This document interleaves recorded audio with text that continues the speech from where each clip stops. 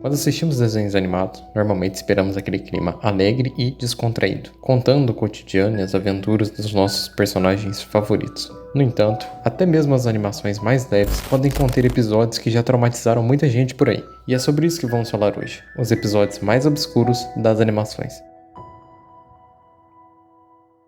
O primeiro episódio que eu tenho para falar possivelmente é um dos menos assustadores da nossa lista, mas que está na memória afetiva de uma geração inteira. E eu me lembro da experiência de quando eu era pequeno, ao ouvir o episódio de Bob Esponja intitulado como Turno Macabro. O episódio começa com Lula Molusco animado para fechar e ir para casa.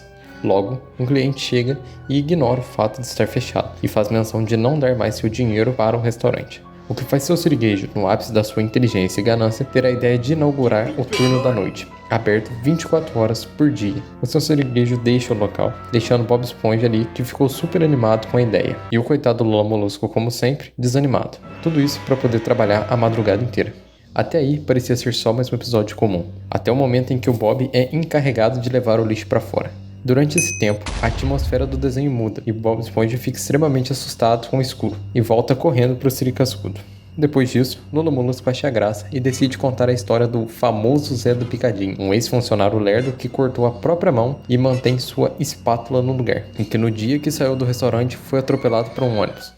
Trágico. Então, Lula Molusco completa sua história falando sobre 3 sinais da aproximação do fantasma, sendo as luzes piscarem, o telefone tocar sem ninguém estar na linha e, por fim, o fantasma aparecer no ônibus, entrar e acabar com tudo. Ele esclarece depois do susto do Bob Esponja que tudo não passava de uma brincadeira. Bob Esponja aproveita para limpar o teto e o Lula Molusco fica de novo incomodado até as luzes começarem a apagar e acender sozinho. O telefone toca, mas ninguém está na linha. O Bob acha que é piada, mas o Lula Molusco já começa a ficar desesperado, assim como as crianças que estão assistindo. As paredes soltam gosma, mas elas sempre fazem isso. Então um ônibus para do outro lado da rua e o Zé do Picadinho aparece. Por fim descobrimos que era apenas um carinha querendo entregar um currículo, mas quem estava apagando as luzes era na verdade o Nosferatu. Este episódio em si não tem nada demais, mas a mudança de clima e aquela ansiedade que ele deixa em quem está assistindo é algo bem nostálgico. Por falar em nostálgico, acredito que todos nos lembremos do episódio de Hora de Aventura, intitulado Ninguém Te Ouvindo. O episódio começa com um cervo maluco, por mais que no episódio eles chamam ele de Alce, mas ele não me parece nada com Alce, causando uma destruição imensa no Reino Doce. Ele quebra as pernas do Finn e nocauteia o Jake, fazendo o Finn desmaiar e acordar na enfermaria do Reino Doce estilo 28 dias depois. Finn sai à procura do povo na cadeira de rodas e engessado, mas não acha ninguém do Reino Doce, apenas Jake, que estava usando trapos e com bandagem na cabeça. Jake cria uma desculpa que todos estão sumindo porque estão planejando uma festa de aniversário surpresa para ele, e ele finge não saber disso. Finn acredita e assim o episódio se segue. Eles vão até uma casinha no meio do reino que Jake criou. Jake pede pro Finn pegar gravetos e ele aproveita para tomar um banho na fonte, mostrando claramente como ele está desconfortável por não ter ninguém ali com ele. Finn desconfia da situação e sugere procurar o povo doce, mas Jake surta e o cervo reaparece. O clima fica ainda mais estranho com Jake dormindo, então Finn escuta o povo doce vindo do esgoto. E ao questionar Jake que estava dormindo, Finn percebe que seu amigo ficou louco e que ele ficou na verdade em coma por 6 meses. Depois de aceitar que seu amigo enlouqueceu, ele tenta salvar o povo doce. Lá dentro, na escuridão do esgoto, descobrimos que o povo doce estava guardado por saliva e preso, como se eles estivessem sendo guardados para comer depois ou algum tipo de conserva. Finn acredita ter sido Jake e confronta ele. Ele dá vários socos no amigo e por fim, depois de uma pancada bem forte, Jake volta ao normal. Jake pede desculpa e tudo parecia estar solucionado, até eles pegarem o maldito do mordomo Menta, que revela que não, o responsável por aquilo não foi o Jake, e sim aquele Alce ou cervo. Então temos um dos momentos mais emblemáticos de Hora de Aventura e também um dos mais bizarros. Finn e Jake brigam mão a mão com o próprio cervo, até no fim conseguirem nocauteá-lo e jogá-lo reino abaixo no esgoto. Por fim, tudo acaba bem, e eles conseguem salvar o povo doce. O penúltimo episódio que eu queria falar sobre é de Tom e Jerry, especificamente o episódio chamado Invasores Bobos. Esse episódio eu tenho uma sensação tão nostálgica quanto o de Bob Esponja, pois a primeira vez que eu vi ele foi num episódio em DVD que eu recebi da minha mãe. Nesse DVD, eu assisti muitos episódios do novo Tom e Jerry, tudo normal, até que esse episódio chega. Ele já começa com um pequeno meteoro caindo exatamente no quintal dos personagens. Dali, só é uma gosma verde que consegue assumir a forma de qualquer um. O episódio em si é relativamente comum. Tom apanha, Jerry se dá bem, até o momento em que Jerry percebe que o alienígena não é nada normal, e é bizarro. Ele e Tom fogem no meteoro, que se revelou uma nave, deixando o doppelganger do Tom para trás, que simplesmente se vira e sorri para nós telespectadores. Detalhes, apenas sua cabeça se vira. Esse episódio foi particularmente bizarro para mim. Tudo que tem um violino no fundo dá um certo medo. Aproveitando esse gancho, eu tenho que falar sobre um dos episódios mais obscuros que eu já vi, e que, por sinal, é um dos meus favoritos de todos os desenhos que eu já vi.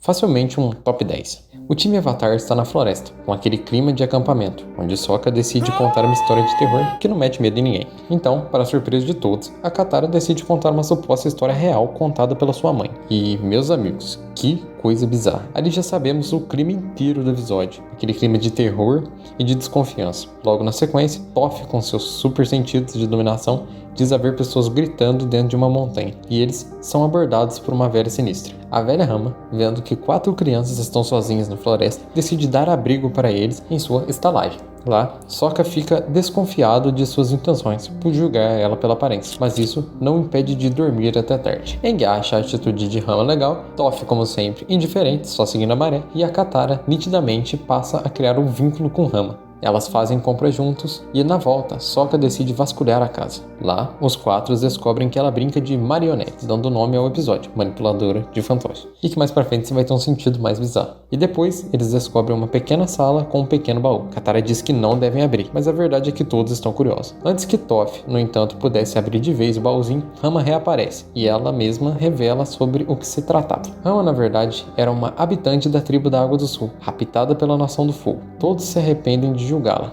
E ela ainda faz a comida típica da tribo, para a surpresa de todos. E para a alegria de Katara, Rama revela ser uma dobradora de água. Ela oferece para ensinar Katara e ela aceita. No dia seguinte, Sokka ainda acha a velha estranha e mantém suas investigações sobre uma possível trama espiritual rolando. Afinal, pessoas desaparecem em toda a lua cheia. Enquanto isso, Katara é treinada por Rama, que consegue tirar a água de todos os lugares, desde ar até de inocentes plantas. Ela promete que naquela noite revelaria a sua melhor técnica para Katara. À noite, Sokka, Aang e Toph investigam o único sobrevivente do tal espírito, que explica o que aconteceu com ele. Ele foi controlado à força e forçado a seguir até a montanha, mas quando amanheceu, ele se recuperou e fugiu.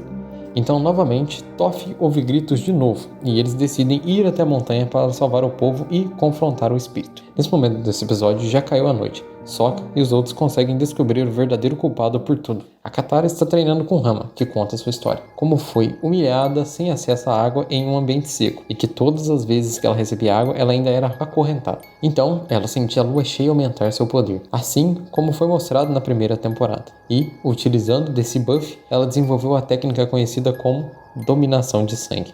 Katara se recusa a aprender a técnica e é controlada por Rama. Elas lutam e Katara está em vantagem. Ela é mais jovem, mais forte e mais capaz. Ainda mais na lua cheia. No entanto, Rama decide usar Aang e Sokka para se matarem. Sem terem controle de suas ações, Katara, para salvar seu irmão e seu amigo, usa a técnica da própria Rama. A situação é controlada. Rama é presa pelos cidadãos e, para piorar a situação, ela não se encontra irritada ou triste, mas sim absolutamente satisfeita, pois sua técnica, que é a expressão de toda a raiva e rancor que ela sente daquele povo, foi passada adiante. E o episódio termina com essa sensação de uma derrota, com aquele clima de terror e com o desespero da Katara. Meus parabéns, Katara. Você é uma dominadora de sangue.